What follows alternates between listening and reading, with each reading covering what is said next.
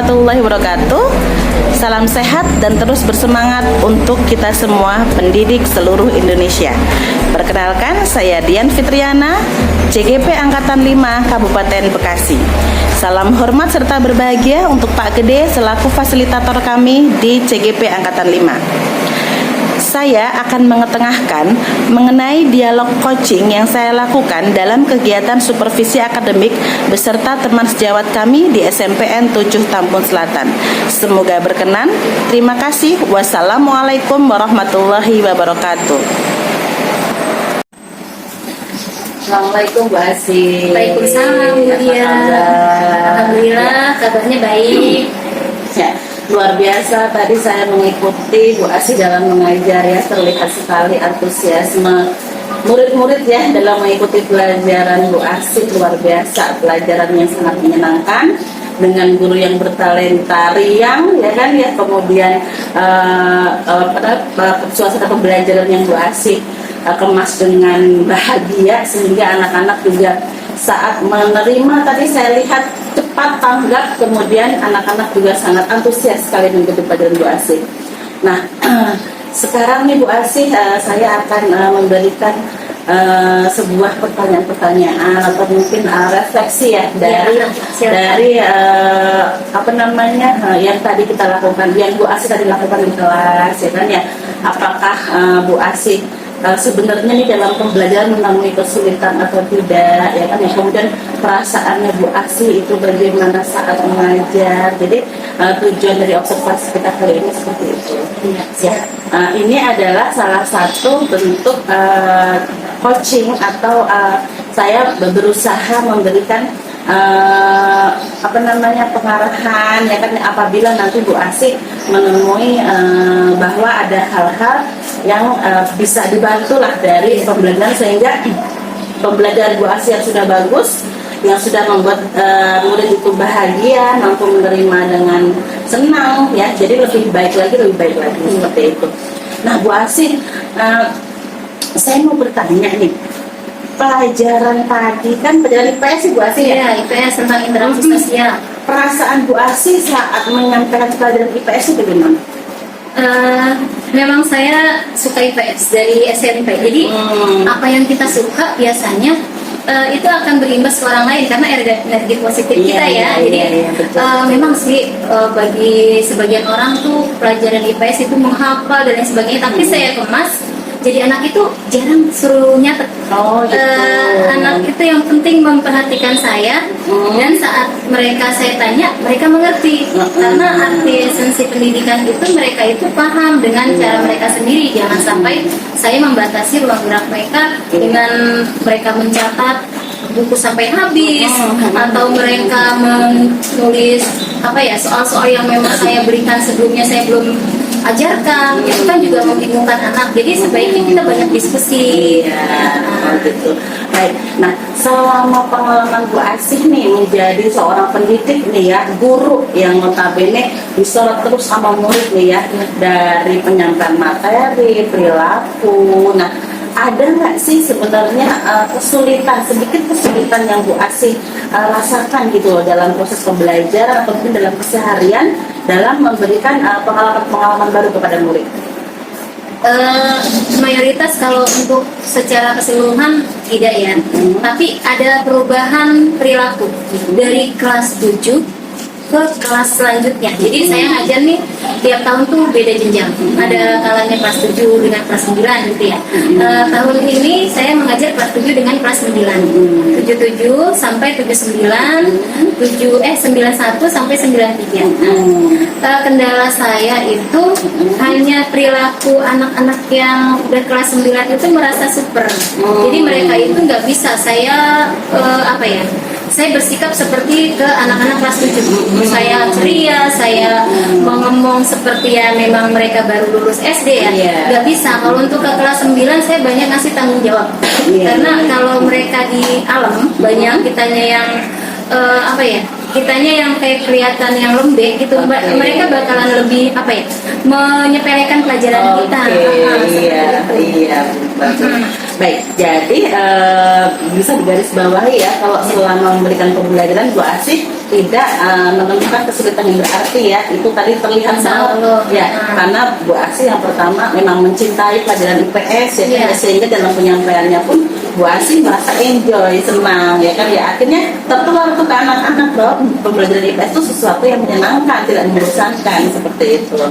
Nah, kemudian bisa kita tarik garis benang merahnya di sini bahwa kesulitan Bu Asih adalah hanya kesulitan kecil lah. Nah, disitulah nanti kita akan mencoba memberikan pengarahan ke Bu Asih ya, bagaimana memberikan sedikit pencerahan ke suasana hati mungkin dari jenjang kelas 7 ke kelas 9 yang kelas 7-nya masih unyu-unyu, masih imut-imut ya kan ya. Nah, kemudian langsung contohnya dalam satu hari terlempar di kelas 9 yang merasa dirinya sok jagoan, sok pinter, seakan-akan melebihi potensi kita sebagai guru ya. Ya, baik. Nah, pada saat Bu Asih merasa bahwa lompatan umur atau lompatan jenjang dari kelas 7 dan kelas 9 penyampaian materi atau sikapnya berubah atau berbeda, itu caranya Bu Asih mengidentifikasinya bagaimana? Kelihatan dari ini sikap setiap anak kan mereka siap tidaknya belajar itu selalu saya tanyakan di awal. Kalau kelas 7 itu selalu antusias. Kalau kelas 9 itu mereka rata-rata bercanda. Jawabannya gini, enggak Bu, enggak mau belajar, kita main aja Bu, atau gimana. Jadi mereka tuh kayak kayak kita tuh dianggapnya teman. Memang sih kita nggak boleh melupakan kalau mereka itu punya kebebasan dalam memilih pelajaran yang memang mereka siap atau tidak. Tapi kan paling tidak kita arahkan, oh ya boleh, kalau memang mau game boleh, tapi kalian udah tahu materi ini belum, dan lain sebagainya. Kalau enggak nanti kita ada ini ya, game yang anak kita bisa jawab ya, nanti akan kita pilih siapa yang jadi korbannya dan lain sebagainya. Dan itu kayaknya ada tantangan tersendiri, apalagi pada waktu kalau anak kelas 9 itu senangnya diskusinya berdebat. Jadi mereka tuh nggak terlalu jangan terlalu kita yang jadi center. Guru itu jangan jadi center kalau di kelas 9. Mereka lah yang pemain sesungguhnya. Jadi mereka yang berdebat. Saat ini materi tentang perubahan sosial. Jadi mereka saya kasih kata kunci tentang COVID-19.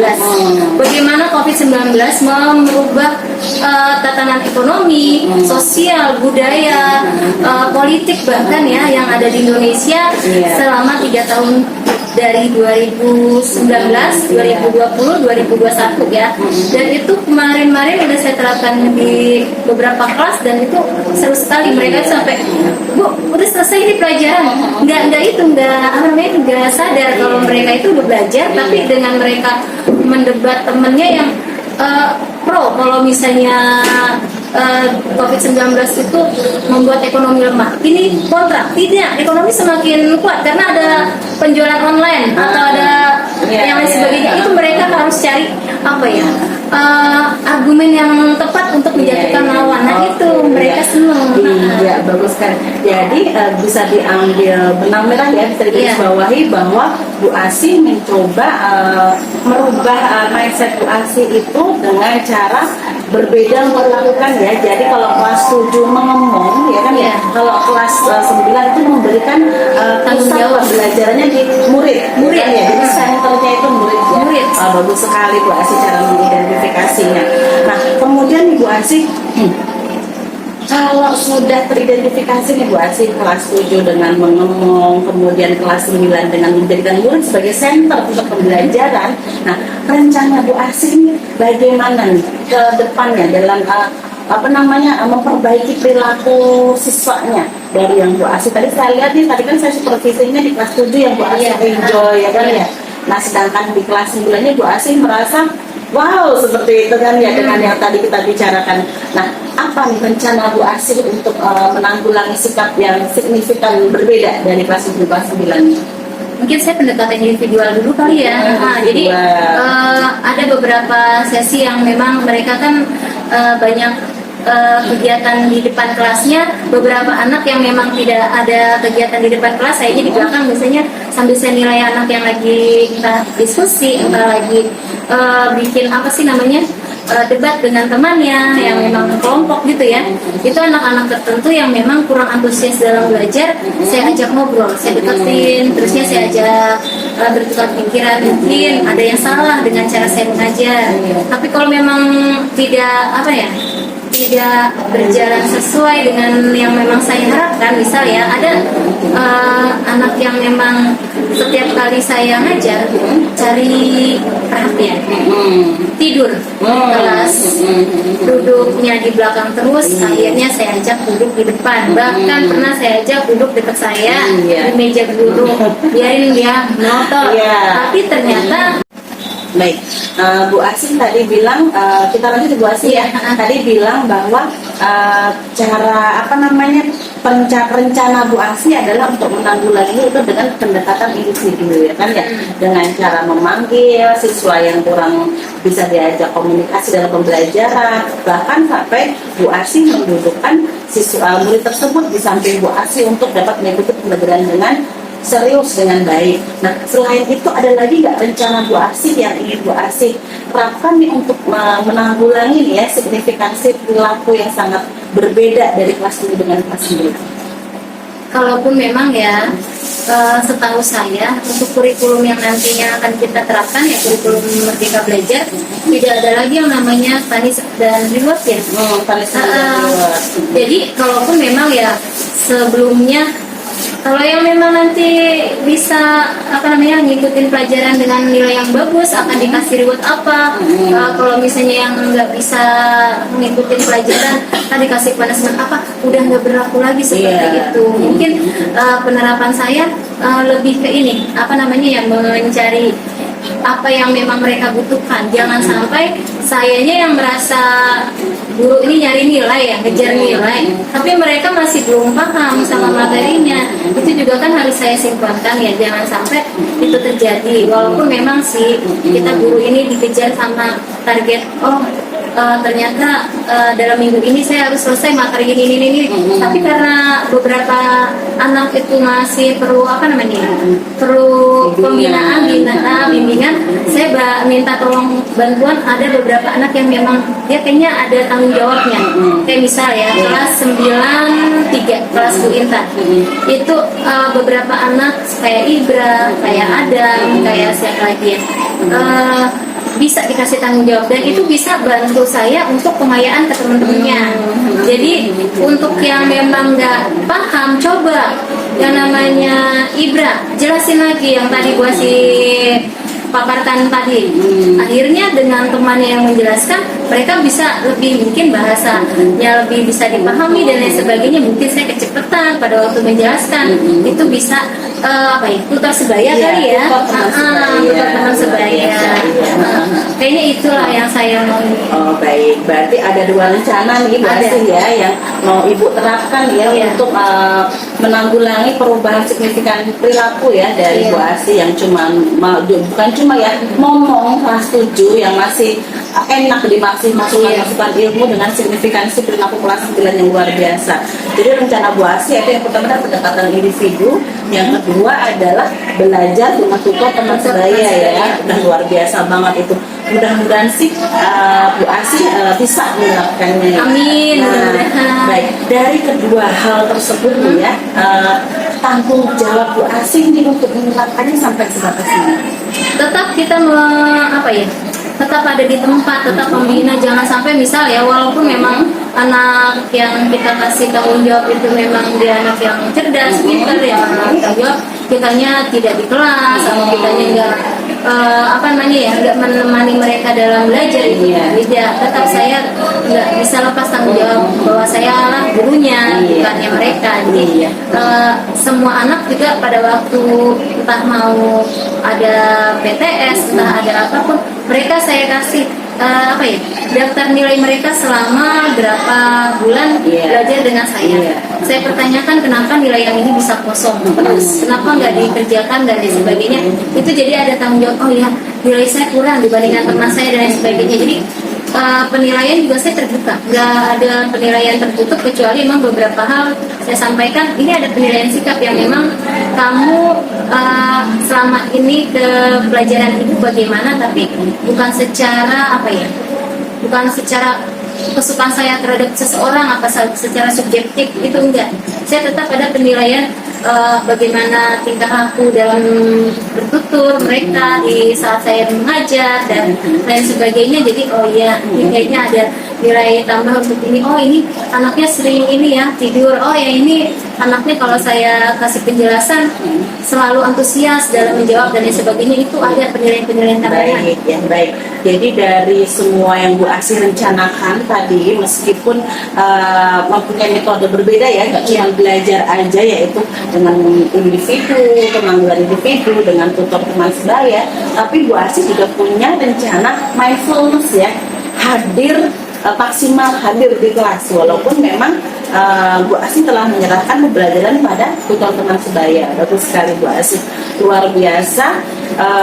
Apa yang mau Bu Asih laksanakan ke depannya ya kan, yang mudah-mudahan bisa Bu Asih kerjakan. Amin. Dan semoga bisa apa namanya membuat Bu Asih lebih nyaman dalam pembelajaran. Amin. Kalau saya lihat semua sistem pembelajaran Bu Asih itu sudah berpihak pada siswa ya kan ya, sehingga membuat siswa belajar dengan nyaman, dengan bahagia, dan mungkin bisa membuat tambahan ya, bonusnya Bu Asih merasa lebih enjoy lagi.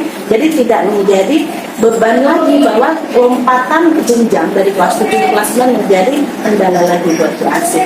Seperti itu. Insya Allah tidak. Terima kasih Bu Asih. Sama-sama, ya, obrolan kita setelah Ya. supervisi, kemudian pasca supervisi dan yang sekarang observasi, luar biasa, sangat membuat apa namanya pencerahan ya buat saya pribadi ya kan ya, selaku guru. Kemudian mudah-mudahan Bu Asih juga mendapatkan pencerahan yang sama.